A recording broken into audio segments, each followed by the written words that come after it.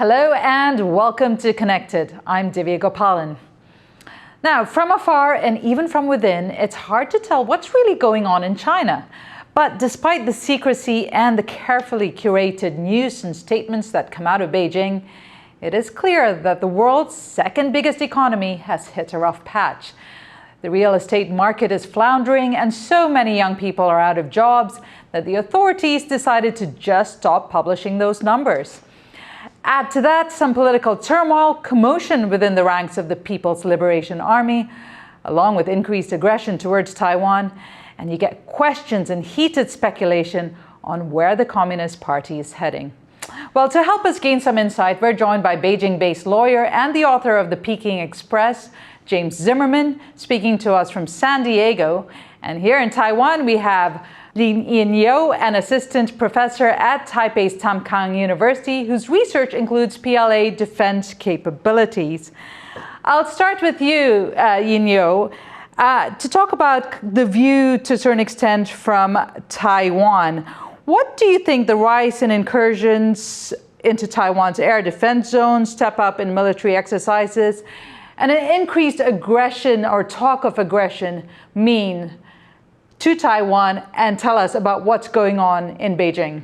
Yes, I think now recently a lot of the country, a lot of the friends always will be very worried about Taiwan and cross-strait. They will be worried maybe in the cross-strait will be have the battle or maybe it will be like Russia and Ukraine. It will have the war. But actually, we can to watching from the last year until last year August, this year April, and recently PLA, they also do the exercise to Taiwan. From me, I always will be thinking, yes, they will be prepared a big exercise.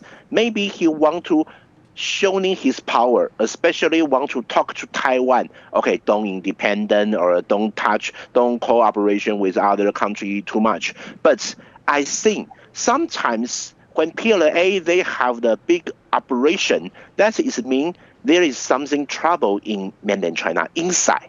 Especially recently when we were watching after the COVID-19, and then the mainland China, the economic is not good enough. Actually, I will be using the bad. Maybe in the house, the rates or the money, it's a lot of the problem inside the mainland China.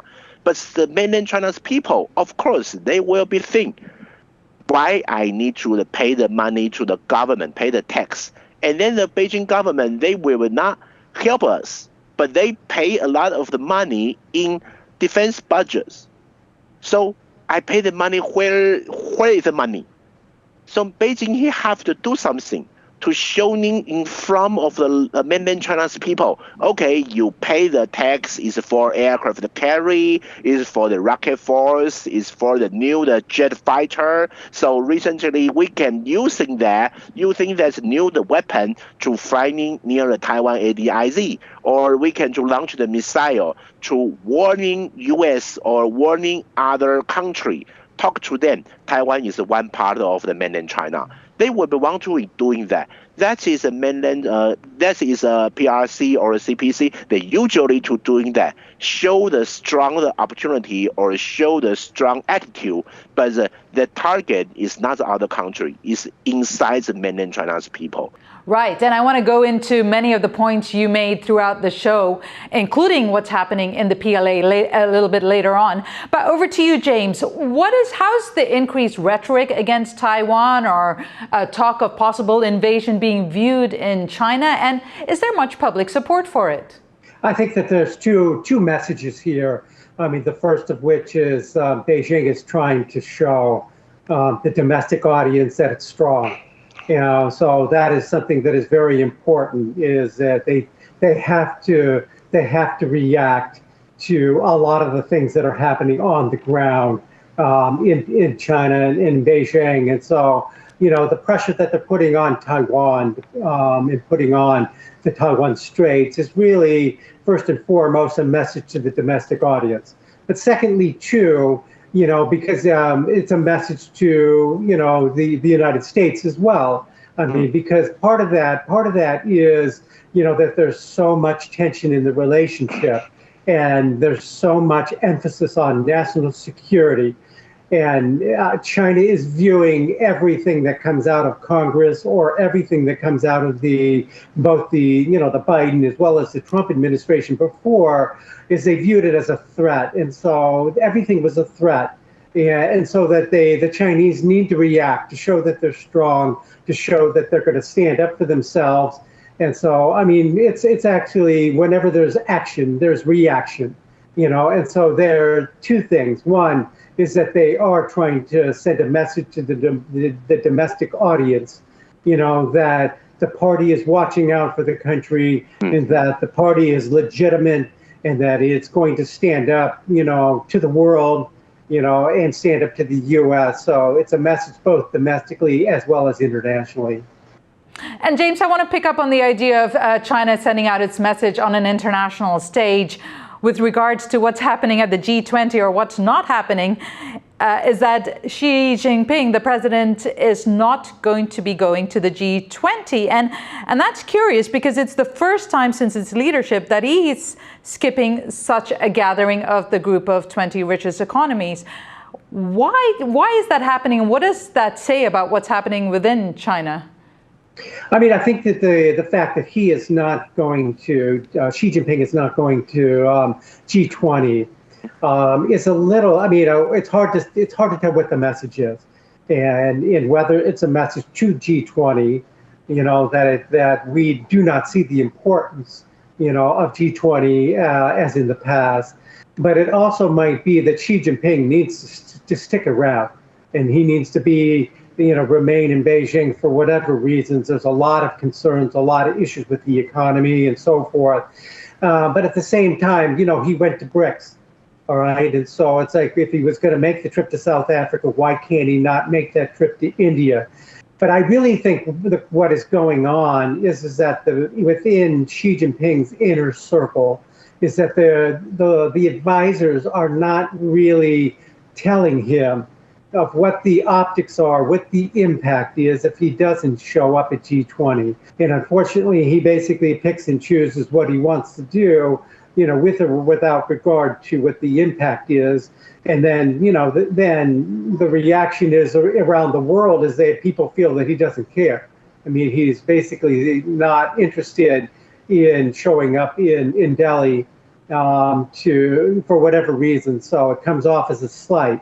And I think the real test going forward, now that we've had BRICS and now that we've had G20, is whether Xi Jinping shows up for APEC. If he doesn't show up for APEC, then there's something seriously going on. Right, and everyone's watching that or looking for signs of that closely. What is your take on Xi Jinping not going to G20, or is there a message that we're hearing here in Taiwan? Yes, I think Xi Jinping, he's not going to the G20, but but from the mainland China's view, Xi Jinping already have a meeting with Modi. He will be connect with India. So sometimes from mainland China's view, he don't want to going to join a big party. Why? Because each country, the first question, of course, the first maybe will be thinking about COVID-19 and China. It will be the link. And another is recently mainland China. I think a lot of the country will be very interested about Qinggang. Where is Qinggang? Where is mainland China? Is a MOFA, the department that's leader. What's happened in the inside what happened? Interesting. But the one thing you both point out is that wherever he goes, he is going to face a lot of questions. And one of the biggest questions would be on the economy. So let's take a closer look at the economy. In August, China announced it would stop releasing youth unemployment figures after data from June showed that the country's jobless rate for 16 to 24-year-olds in urban areas reached a record of around 20%. Now, this while China's overall unemployment rate has hit worrying highs for the country.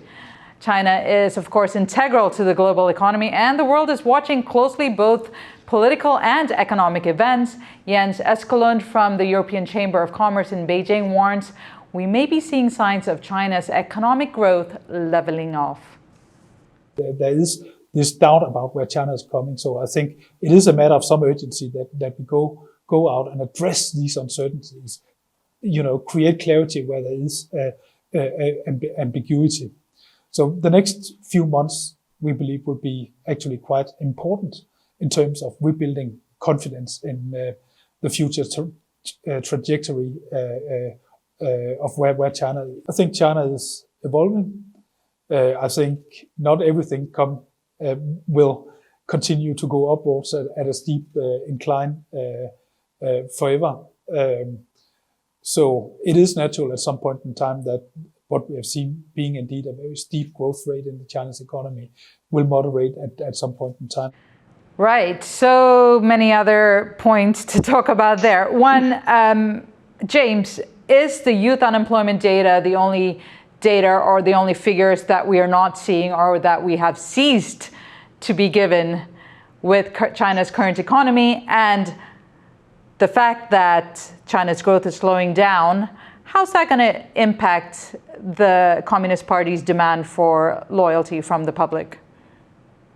I mean, it does raise some concerns, and in conversations that I've had with, Chinese government officials on the ground in Beijing, they have made it clear that they're very worried about the economy, and they're very worried about coming up with a plan, a strategy that's going to work.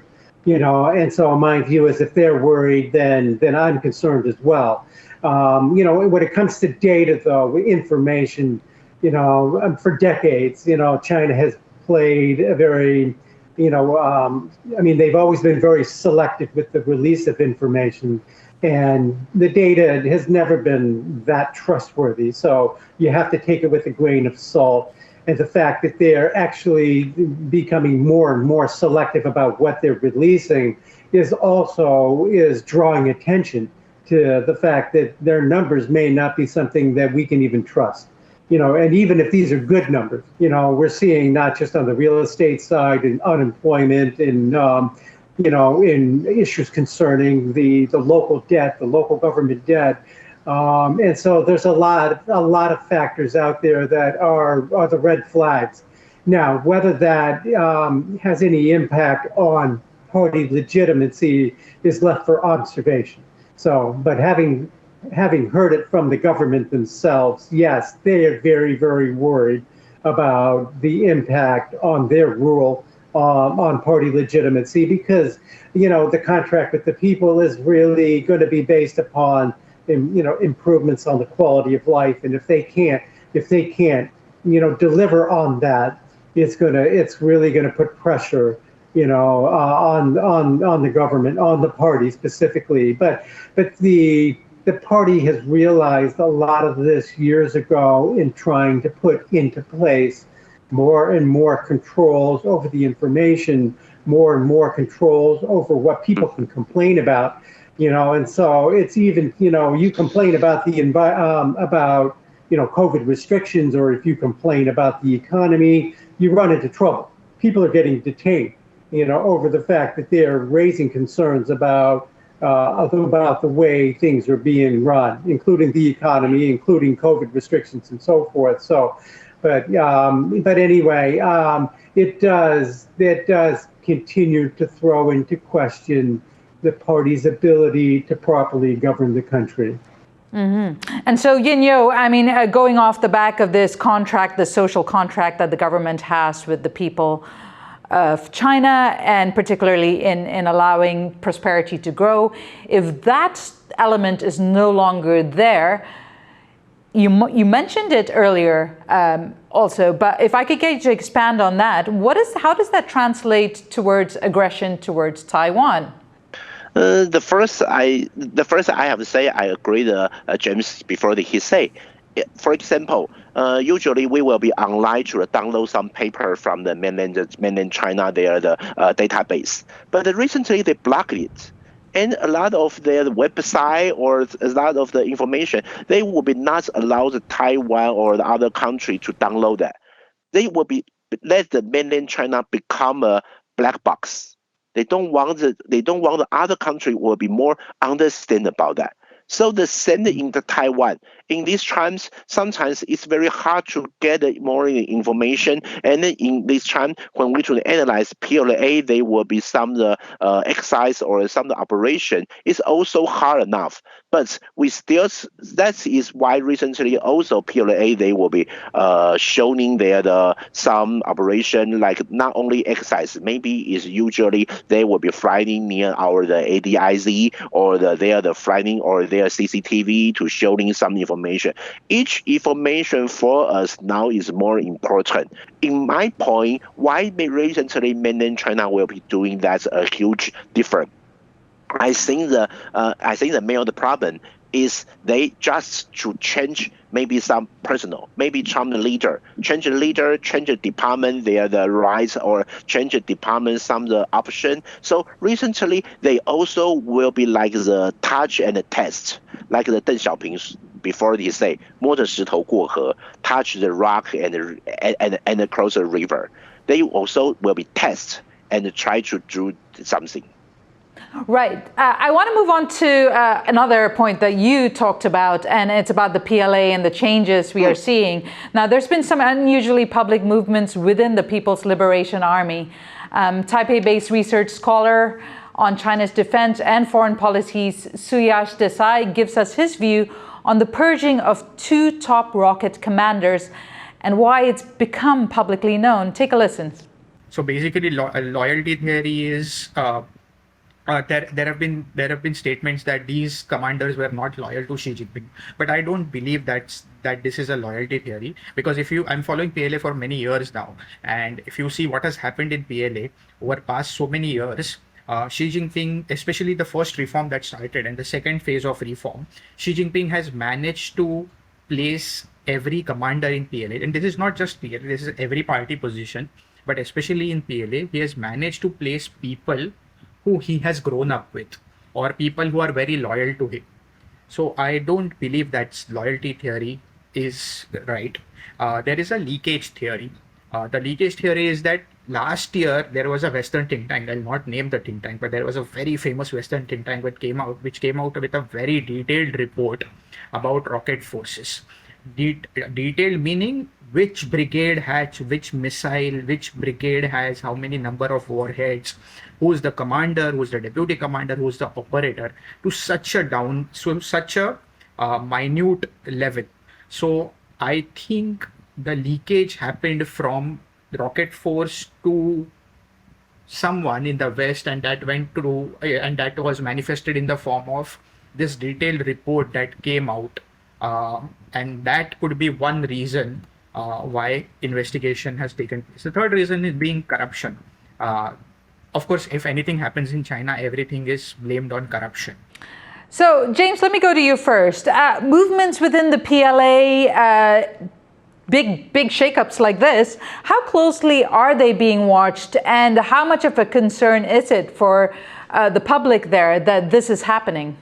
Well, I think that one of the key things is that, I agree with the issue on loyalty is critically important. And, the fact that Xi Jinping really wants a group of people around him that he 100% will trust, and that they will say the things that he wants to hear, and so it is really, it's also an issue of, he wants to, by making the appointments, by removing people from positions of power, he's also sending them the message that, I'm the one that is in charge here, and that's that. So it really is an issue of loyalty. Now, having said that, the overall issue with the people in general is that they see this. I don't know if the people on the streets will really care what is happening with the changes in leadership, especially if the government, if Xi Jinping is emphasizing that he's cleaning up corruption, because everybody wants corruption to be cleaned up, and nobody really is paying attention to the fact that the people that are selected are really his, people that are loyal to Xi Jinping. And so what they actually hear on the street is that Xi Jinping is doing a fabulous job of cleaning up the corruption, But the fact that there's favoritism in the selection process of whoever is brought in after is not something that really is getting out to the people. They're more concerned about the things that impact their daily lives and so forth. And Yinyo, as someone who's been studying PLA capabilities, the fact that Xi Jinping may be aligning the PLA with his allies rather than people who have been doing the job before, what does that say to you, and how would that affect PLA operations and capabilities? Yes, I think the PLA, the capability also is weakened to rethink about from this time the rocket force commander, and they will be canceled and then change to another one. I think that in all when the big views we can to watching, also mainland China they say party commander gone, but also each leader also to know power come from the gun, so he have to control the PLA. And so sometimes the leader, he have to know and understand, or sometimes cooperation with the PLA. So in this chance, the PLA, it will become a special organization. But he have to get the loyal or get the leader is he believe he trust these guys. So sometimes when we to the watching, he will be change a lot of the guys in recently. It's not only rocket force like the before, like the PAP, people armed police. Also is a big change. A navy also will be mean the same the problem. So when he change the guys, I will be worried about in this trend. Maybe the PLA they will be like back to the 1979. 1979, that is a single Vietnam War. In single Vietnam War, why PLA cannot win the Vietnam? Because in this time their the policy and their the training is bad, and their the general also mean the one the problem. Xi Jinping in the mainland China, they choosing the general is not he is that guy is professional. He just that guy he believe that guy is his guy. So sometimes it will become like the youngest. The youngest is a big boss. Will be choosing who he trusts. So give him the right. So first is red. Second is professional. That will become recently the PLA have the big problem. And another, I think the corruption also is a big problem. After 2016, rocket force is just have the more budget, more organization, hiring more guys. It will be let the corruption. Some officer have some opportunity to do the corruption. So in this time, maybe he will be using corruption that's reason to change some of the genre. But he also he choosing the new guys is come from Navy and Air Force. Why? Mm-hmm. Because that's two guys is work in Fujian. Xi Jinping he also work in the Fujian, so they understand that guys. So he will be choosing who he believe. Maybe a lawyer or that, and to control or to reset some of the organization. But it's really good for PLA, the capability. I don't think so. Right. And James, we're running out of time here, but the last word from you, and we're seeing the same kind of movements within the political sector. The foreign minister, as we mentioned, was removed quite suddenly and without reason. Is this the same reason? Is it about stacking up allies? What can we read from this? Well, I think that the big issue with, and this goes back, I mean, when Qin basically disappeared, I mean, that caused a lot of concerns within the foreign business community, and the messaging was that, they're not being transparent about their leadership changes, and they're basically burying any information concerning what happened to him. And he was generally well respected in the foreign business community. And the fact that he basically disappeared, raises questions in the minds of those in business about, the transparency issues within the government. And so that, and the fact that there is also a limited amount of information that is being made available, and that the information that's being provided is selective, is also a concern for the business community. People are starting to question their overall China strategy just because of the way things are operating on the ground.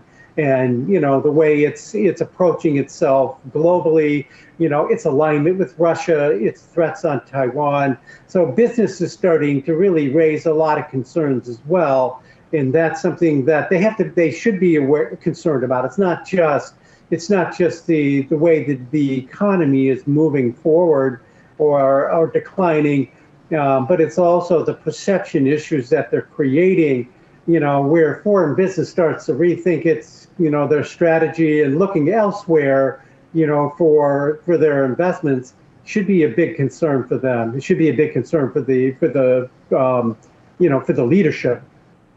Indeed, and a big concern for the rest of the world, whether it's China's growth or the decline of its economy. We do live in a global community, and China definitely plays a very big part in it. So thank you both so much for your insight, your comments, and for taking the time to talk to us. A huge thank you to Beijing-based lawyer James Zimmerman, speaking to us from the US at the moment, but usually his home is in China. And to Professor Lin Yin-yo, thank you so much for speaking to us from Taipei's Tamkang University. It's been great to have you both on the program. And to our audience at home, a huge thank you. If you have questions or comments, we would love to hear them. Head on over to our YouTube channel or find us on Instagram. It's been great to have your company. Goodbye and stay connected.